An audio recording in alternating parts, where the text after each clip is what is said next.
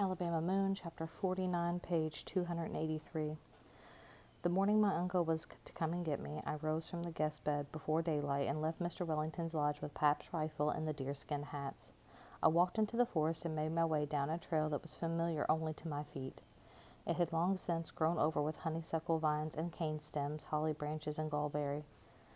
I could tell where I was by looking up into the trees. The outlines of the branches made against the sky were burned into my memories like thousands of lightning strikes. The forest was alive with sounds of crickets and katydids. The creeks crossed, gurgled in their dark cuts through the bottom.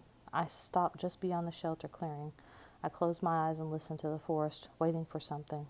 There was nothing. I opened my eyes and continued.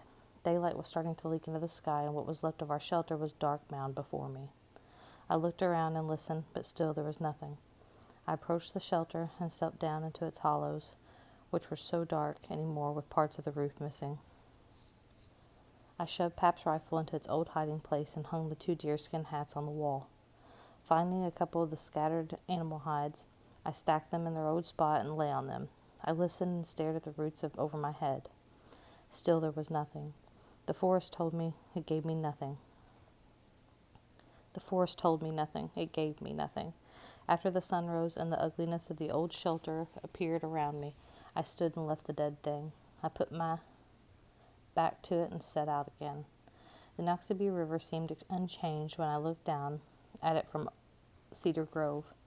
I thought of Pap telling me that catfish the size of beaver swam at the bottom of it.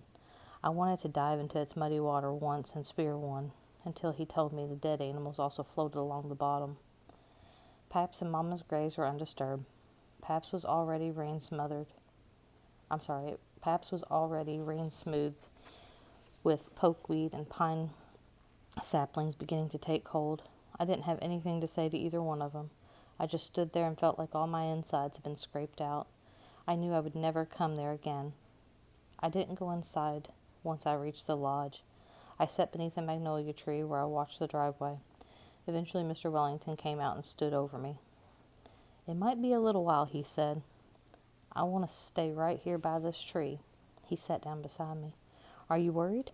I shook my head. "No, I'm just ready to get on to wherever I'm going." "Well, I've got the paperwork done. Your uncle is now your legal guardian." "He's my new Pap?" "That's right." I nodded and stared at the ground. I began plucking blades of grass and folding them between my fingers. "Moon?" I didn't look up. "Yes, sir?" "I think you'll be happy where you're going." "Yes, sir." "Are you sure you don't want to come inside?" I shook my head. "I'll just stay out here." His truck looked dusty and used. It came slowly up the drive, and I saw only one person in it. Before long, the face in the picture rolled to a stop beside me, where I sat against the magnolia tree. He stared at me out of the rolled-down window for a moment, then stepped out and stared at me some more, like I should say something. "How come I've never seen you?" I asked. He shrugged his shoulders. "I didn't know where you were." I stood up. "You're not mad about all this, are you?" He smiled at me. "Shoot, no, I'm not mad about it, Moon. You got all kinds of people down in Mobile ready to see you." I walked over to him and looked up at him. "How many?" "You've got 2 cousins, or maybe I should say a brother and a sister. You've got my wife and your grandparents and some more aunt and uncles and cousins. There's a bunch of people that you're hooked into in Mobile."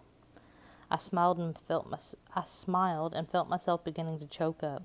I started to cough, but ended up crying. I hadn't meant to do it, but I didn't seem to have any control over myself. I could tell he was a nice man. "I just want to leave here," I said. He pulled me to his stomach and pressed my head into him, and I rubbed my hair. I tried to talk, but I couldn't.